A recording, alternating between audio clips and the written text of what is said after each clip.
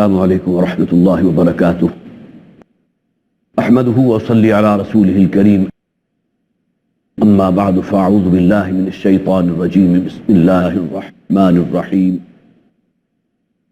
ان الانسان خلق ہلوعا اذا مسہ الشر جزوعا واذا مسہ الخیر منوعا الا المصلین الذین هم علی صلاتهم دائمون والذین فی اموالہم حق معلوم للسائل والمحروم والذین یصدقون بیوم الدین والذین هم من عذاب ربهم مشفقون ان عذاب ربهم غیر مأمون والذین هم لفروجهم حافظون الا على ازواجهم او ما ملکت ایمانهم فإنهم غیر ملومین فمن ابتغى وراء ذلك فأولئك هم العادون والذين هم لأماناتهم وعهدهم راعون والذين هم بشهاداتهم قائمون والذين هم على صلاتهم يحافظون أولئك في جنات مكرمون رب اشرح لي صدري ويسر لي امري واحلل عقدة من لساني يفقهوا قولي۔ میں نے آپ کے سامنے سورہ معارج کی آیت نمبر 19 سے آیت نمبر 35 تک کی تلاوت کی ہے۔ ان الانسان خلق ہلوعا، یقیناً انسان کو پیدا ہی کیا گیا کہ وہ جی کا بڑا کچا ہے، جذباتی ہے۔ اذا مسہ الشر جزوعا واذا مسہ الخیر منوعا، جب اسے کوئی شر پہنچتا ہے، کوئی تکلیف پہنچتی ہے تو جزع فزع کرنے لگتا ہے، بے صبرا ہو جاتا ہے۔ وَإِذَا مَسَّهُ الْخَيْرُ مَنُوعًا، اور جب اسے کوئی خیر پہنچتا ہے، کوئی بھلائی پہنچتی ہے تو اس کو سینت سینت کر رکھتا ہے۔ إِلَّا الْمُصَلِّينَ، سوائے ان لوگوں کے کہ جو حقیقتاً نمازی ہیں، الَّذِينَ هُمْ عَلَىٰ صَلَاتِهِمْ دَائِمُونَ، وہ لوگ جو اپنی نمازوں پر قائم ہیں، مداومت اختیار کرنے والے ہیں۔ والذین فی اموالہم حق معلوم للسائل والمحروم، اور وہ لوگ کہ جن کے مالوں میں ایک معلوم حق رکھ دیا گیا، کن لوگوں کے لیے؟ للسائل والمحروم، سائلین کے لیے اور محروم طبقے کے لیے۔ والذین یصدقون بیوم الدین، اور وہ لوگ کہ جو جزا و سزا کے دن کی تصدیق کرتے ہیں۔ والذین هم من عذاب ربهم مشفقون، اور وہ لوگ کہ جو اپنے رب کے عذاب سے لرزاں ترساں رہتے ہیں، ڈرے رہتے ہیں۔ ان عذاب ربهم غیر مأمون، یقیناً تمہارے رب کا عذاب تو ہے ہی ایسی شے کہ جس سے کوئی شخص مامون نہیں ہو سکتا۔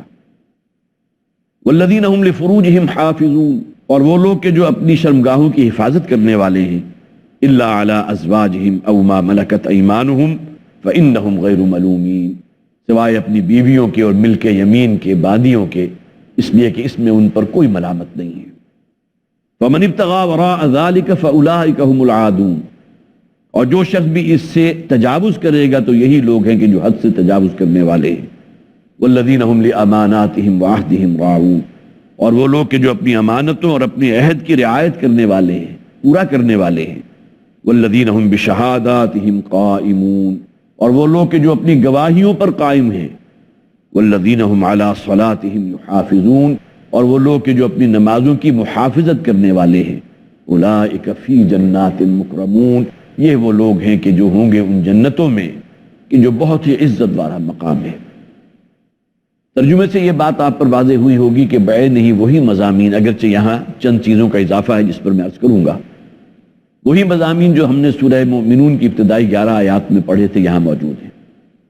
اب آئیے سب سے پہلے ان الانسان خلق ہلوعا، دیکھیے وہاں ہم نے پڑھا تھا قد افلح المؤمنون، کامیاب ہو گئے، کام نکال کر لے گئے، فوز و فلاح سے ہمکنار ہو گئے مومنون۔ یہاں اس کے لیے ایک اور دوسرا انداز اختیار کیا گیا، ان الانسان خلق ہلوعا، انسان کی تخلیق میں جی کا کچا پن شامل کر دیا گیا۔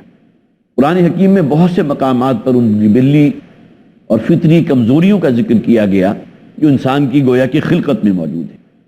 فرمایا گیا وَكَانَ الْإِنسَانُ عَجُولًا خُلِقَ الْإِنسَانُ ضعیفًا، انسان کو ضعیف پیدا کیا گیا، ناتواں ہے، کمزور ہے۔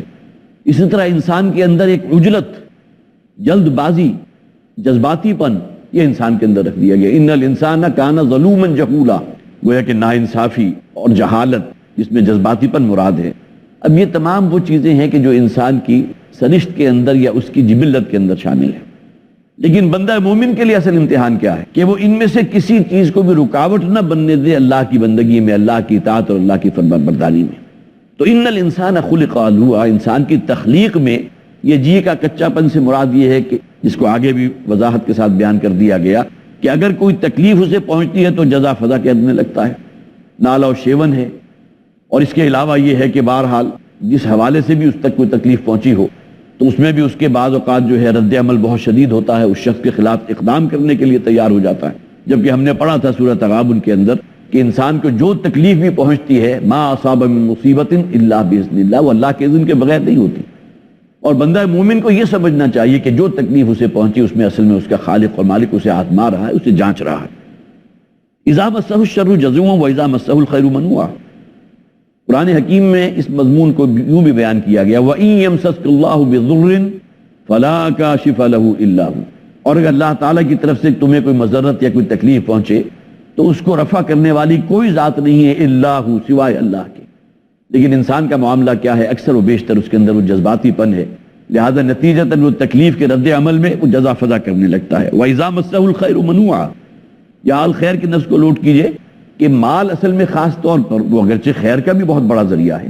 اللہ نے کسی کو مال عطا فرمایا اور وہ اللہ کے حکم کے مطابق اسے صرف کر رہا ہے، اس انسانی ہمدردی کا جذبہ جو ہر انسان میں اللہ نے رکھا اس کے تحت خدمت خلق میں صرف کر رہا ہے. لیکن یہ کہ اس انسان کا جو جی کا کچا پن ہے اس کا ایک علامت کیا ہے کہ جب بھی اسے کوئی خیر ملتا ہے، کوئی مال جمع ہوتا ہے تو فوراً جو ہے وہ اس کو سینت سینت کر رکھتا ہے. منوعا، اب گویا کہ کھتے بھر کر رکھنا. اور اس آس پر کہ شاید بڑھاپے میں یہ تمام چیزیں اس کے کام آئیں گی. لیکن ایک سورۃ تغابن میں ہم نے یہ بھی پڑھا تھا کہ تمہاری مال اور اولاد ان میں سے کوئی شے تمہارے کام آنے والی نہیں. ان تمام چیزوں کا اصل قدردان تو اللہ کی ذات ہے. الا المصلین، یہ پہلی 3 آیات کے فوراً بعد فرمایا گیا کہ انسان کے جی کا کچا پن کسی شر کے پہنچنے پر، کسی بیماری کے پہنچنے پر، کسی تکلیف کے پہنچنے پر جزا فضا کرنے لگنا، اور مال اللہ تعالیٰ نے اگر دیا ہے تو اسے سینت سینت کر رکھنا. اس سے محفوظ رہتے ہیں صرف وہی لوگ الا المصلین، سوائے ان لوگوں کے جو مسلین ہیں. وہاں دیکھیے، وہاں آپ نے نوٹ کیا تھا کہ المؤمنون کا لفظ آیا تھا، قد افلح المؤمنون، سورہ مومنون کی سب سے پہلی آیت. اور اس کے بعد آگے فرمایا گیا تھا الذین هم فی صلاتهم خاشعون. وہاں نماز کے اندر جو خشوع و خضوع والا پہلو تھا اسے ہائی لائٹ کیا گیا. یہاں الا المصلین کہہ دیا گیا اور آگے فرمایا گیا الذین هم علی صلاتهم دائمون.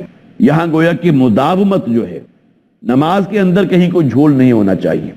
نماز کے حقوق جو ہیں اس میں بنیادی شے موجود ہے کہ نماز کو اس کے وقت پر ادا کیا جائے، اس کو جملہ آداب کے ساتھ ادا کیا جائے، اس کی جو ظاہری ساخت ہے تعدیل ارکان جسے کہا جاتا ہے. اس لیے کہ نبی اکرم صلی اللہ علیہ وسلم، ایک واقعہ ہے سیرت کا، ایک مرتبہ مسجد نبوی کے صحن میں بیٹھے تھے، ایک بدو آیا اور اس نے اپنی نماز ادا کی تو بہت ہی تیزی کے ساتھ، جس طرح ہمارے عام طور پر ہوتا ہے کہ رکوع میں گئے ہیں تو ابھی پوری طرح سیدھے بھی نہیں ہوئے کہ فوراً سجدے میں چلے گئے، سجدے سے اٹھ کر ابھی صحیح طرح بیٹھے بھی نہیں تھے کہ فوراً دوبارہ سجدے میں چلے گئے. تو نبی اکرم صلی اللہ علیہ وسلم نے اس بدو کو بلایا اور کہا صلی فإنک لم تصلی، جا کر نماز دوبارہ ادا کرو، تمہاری نماز نہیں ہوئی، حقیقی نماز تم نے ادا نہیں کی. کم سے کم اس کے ظاہر کو تو انٹیکٹ رکھے، اس میں جو تعدیل ارکان ہے، کھڑے ہوئے ہیں تو واقعتاً ایک حاضری کی کیفیت ہے، وہ خشوع و خضوع سے اس کا تعلق ہے.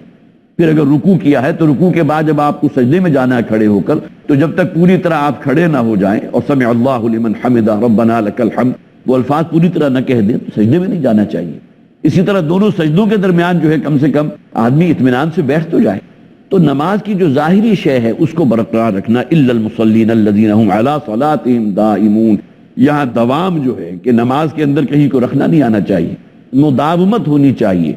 والذین فی اموالہم حق معلوم للسائل والمحروم، اور وہ لوگ کہ جن کے مالوں میں اللہ تعالیٰ نے حق متعین کر دیا سائلین کے لیے بھی اور محرومین کے لیے بھی.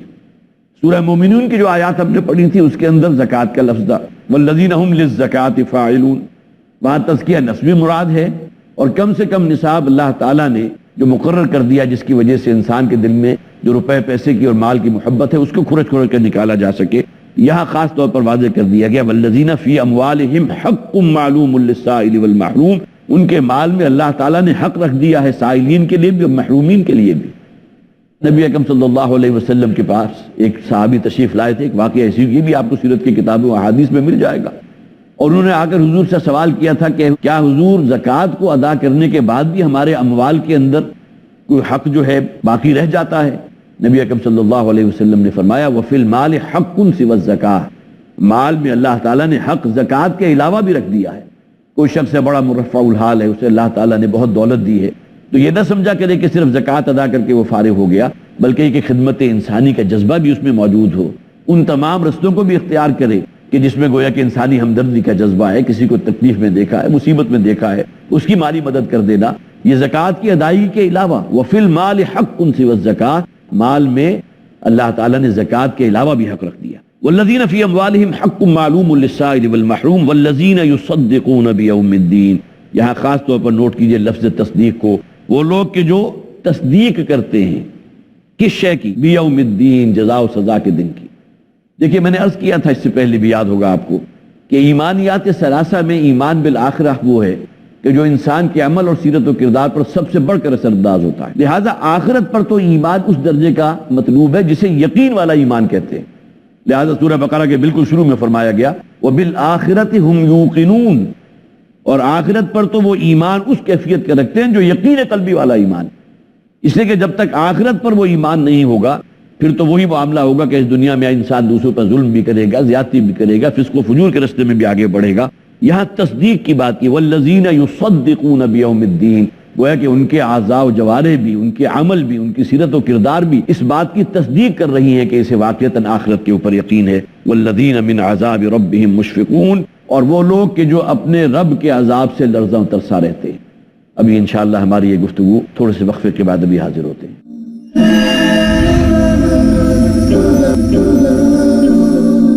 السلام علیکم ورحمۃ اللہ وبرکاتہ.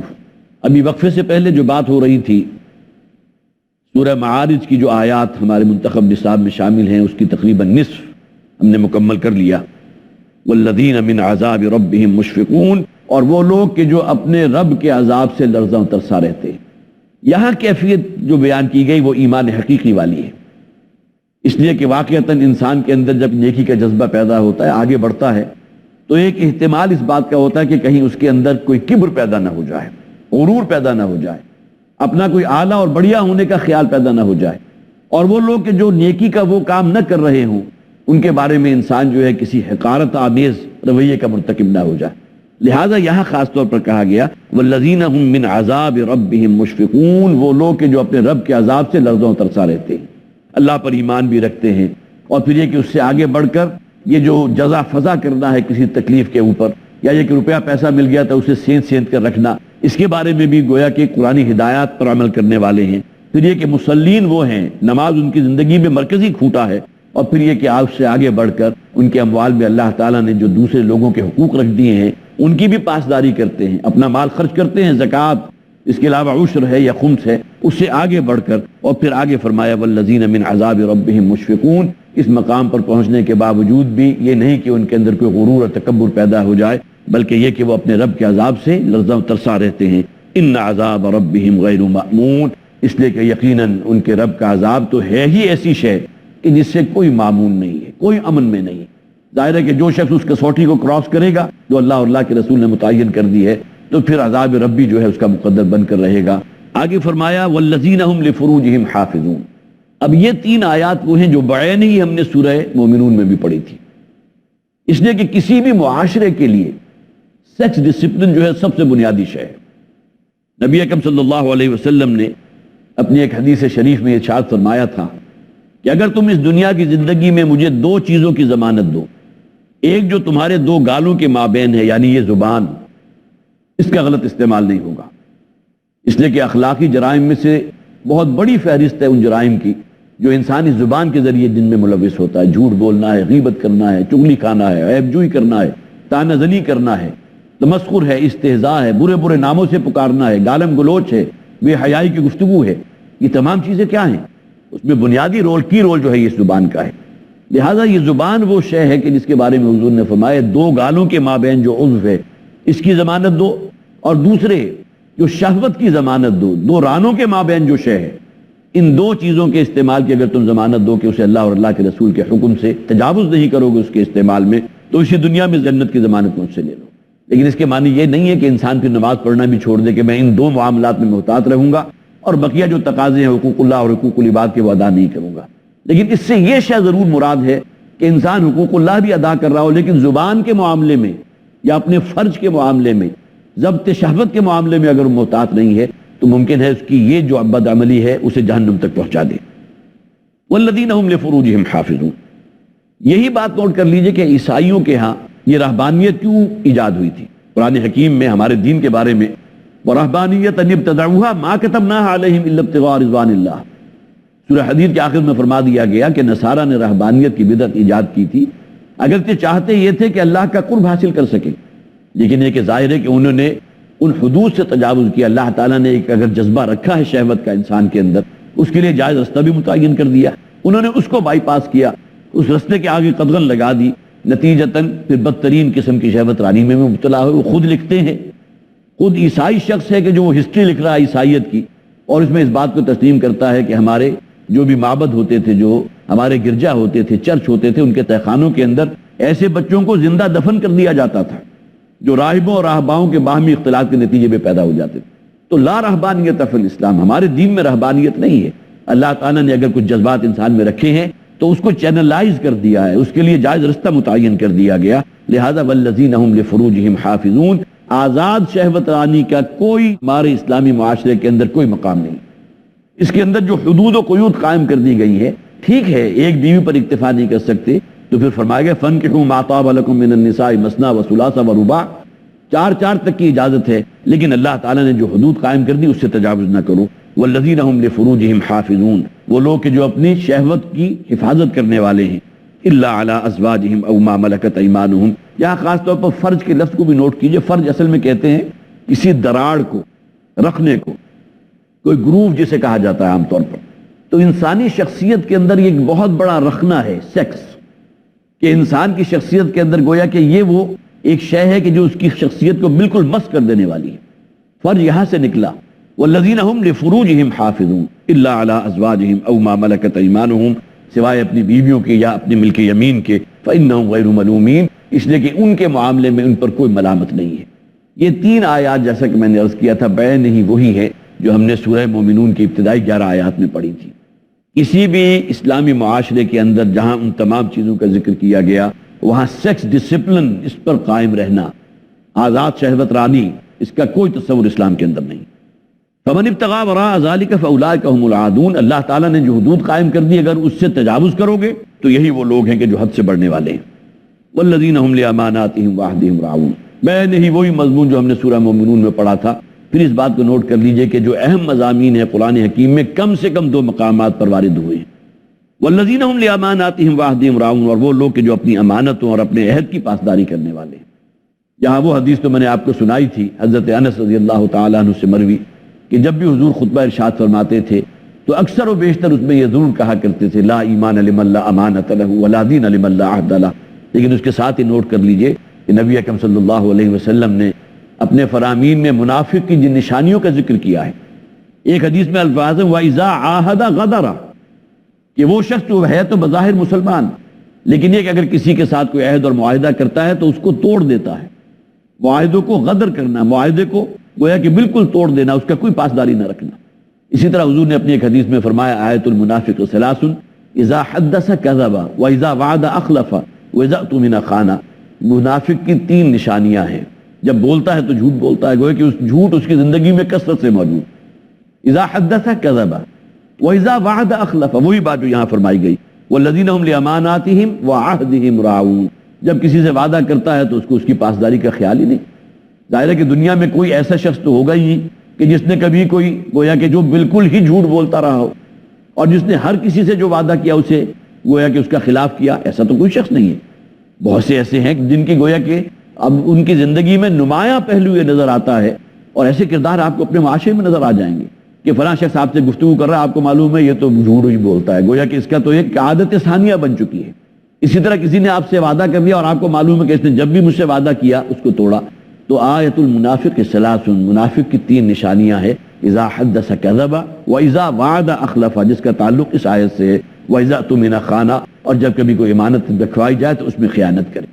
تو یہ چیزیں ہمیں خاص طور پر نوٹ کرنی چاہیے۔ اور یہاں ایک اور حدیث کا میں حوالہ دینا چاہوں گا جس کے آخر میں فرمایا گیا، وہاں منافق کی 4 نشانیوں کا ذکر ہے: جھوٹ بولنے والا، وعدہ خلافی کرنے والا، امانت میں خیانت کرنے والا، وَإِذَا خَاصَمَ فَجَرَ، اور اگر کہیں کسی دوسرے کے ساتھ کوئی جھگڑا ہو جائے تو فوراً بد زبانی پہ اتر آتا ہے، گالم گلوچ بکنے لگتا ہے، اپنے آپے سے باہر ہو جاتا ہے۔ اور آگے فرمایا وَإِن زَعَمَ أَنَّهُ مُؤْمِنٌ وَإِن صَامَ وَصَلَّى وَزَعَمَ أَنَّهُ مُؤْمِنٌ، خواہ یہ شخص جو جھوٹ بولنے والا ہے، وعدہ خلافی کرنا ہے، خیانت کرنے والا ہے، خواہ ایسا شخص جو ہے نمازیں بھی پڑھتا ہو، روزے بھی رکھتا ہو، اور اپنے تئیں بڑا مطمئن ہو کہ میں تو مومن ہوں، میں تو اسلام کی ہدایات پر عمل کرنے والا ہوں، لیکن جس کی زندگی کے اندر یہ چیزیں بڑی نمایاں ہیں، تو حضور فرماتے ہیں کہ اس کے بعد تو گویا کہ پھر ایمان جو ہے اس کے اندر موجود ہی نہیں۔ ایمان کا لازمی تقاضا یہ ہے کہ انسان ان ہدایات کو خاص طور پر، اس لیے کہ منافقت کہتے کسے ہیں؟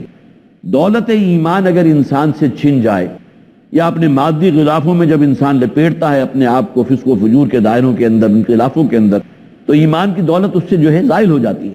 یہاں سے گویا کہ نفاق کا آغاز ہو رہا ہے، اور جس کا سب سے پہلا مظہر یہ ہے کہ جھوٹ بولنے والا شخص ہے۔ اور اس سے آگے بڑھ کر یہ بھی ہو سکتا ہے کہ جھوٹی بات اگر کوئی شخص دوسرا اس کا یقین نہ کرے کہ یہ شخص تو ہے ہی جھوٹ بولنے والا، لہذا وہ کیا کرے گا؟ وہ پھر اپنی جھوٹی بات کے اوپر پھر قسم بھی کھائے گا، اس میں مزید تاکید پیدا کرنے کے لیے۔ سورہ منافقون بھی ہمارے اس منتخب نصاب میں شامل ہے، اس پر انشاءاللہ جب گفتگو ہوگی تو منافقین کا یہ بیہیویئر سامنے آئے گا کہ جب ان کی باتوں کا اعتبار اٹھ گیا اور لوگوں کو معلوم ہو گیا کہ کثرت سے جھوٹ بولنے والے ہیں، تو پھر یہ ہے کہ وہ پھر اس پر قسم کھاتے تھے، اس کا اضافہ کیا کرتے تھے۔ والذین هم لاماناتهم وعہدہم راعون، اور وہ لوگ کہ جو اپنی امانتوں میں اور اپنی عہد کی پاسداری کرنے والے ہیں، الذین هم بشہاداتہم قائمون، اور وہ لوگ کہ جو اپنی گواہیوں پر قائم ہیں۔ یہاں دیکھیے گواہی سے مراد جو ہے وہ صرف یہ نہیں ہے، یہ جھوٹی گواہی دینا جو ہے یہ ہمارے دین کے اندر بہت بڑا جرم ہے، اور ایک شخص جس کی گواہی جھوٹ جو ہے وہ کہیں ثابت ہو گئی تو آئندہ کبھی اسے بطور گواہ قبول نہیں کیا جائے گا۔ والذین هم علی صلاتہم یحافظون، اور وہ لوگ کہ جو اپنی نمازوں پر محافظت کرنے والے ہیں۔ اول و آخر دیکھیے پھر نماز کا ذکر، اس سے معلوم ہوتا ہے کہ انسان کی بنیادی سیرت و کردار کے اندر سب سے بنیادی شے جو ہے مداومت ہے، نماز کی اقامت صلاۃ جسے کہا گیا۔ اولئک فی جنات مکرمون، یہ وہ لوگ ہیں کہ جو ان باغات میں ہوں گے۔ وہاں فرمایا گیا تھا الذین یرثون الفردوس، یا اولئک فی جنات مکرمون، جو بڑی عزت والی جگہ ہے۔ اللہ تعالیٰ یہ تمام اوصاف ہمارے اندر پیدا فرمائے، ہمیں توفیق عطا فرمائے اللہ تعالیٰ کہ ان راستوں کو ہم اپنے لائے عمل میں لائیں۔ بارک اللہ لی ولکم فی القرآن العظیم ونفعنی وإیاکم بالآیات والذکر الحکیم۔